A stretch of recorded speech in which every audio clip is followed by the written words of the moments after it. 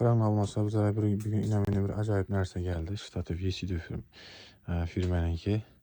Özünün bir yine kiçkinə pultları var. Bir də Joyan var. Belə koysanız da boladı. Girib duradı.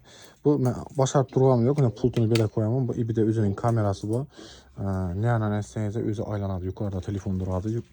Yəni bu uzinan boladı. 1,5 metr. Adam boyu bilən dəng boladı bu. Gidisə bir 1,80, 1,90'la çıxıb var yine. Görgələrinizi mən bırıt durğanım yox. Pultuna girədən bulsaq, pultuna bir yana ətəmiz özü aylanadı. Yukarıda gördüyünüz birində yine mişkisi var. Mişkinin nəsə çıxdı. Özümüzü yine şöyle gördürüb alışdığımız kimi bir basamız kamera aylanadı.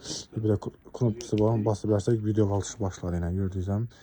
Əgər kimə gərək bulsa şunun isimim ki blogger bolla üçün bizə Apple Tortul dükanımızda var. Kesinlikle xuda xalasa özümüz söylət təqlət verəmiz.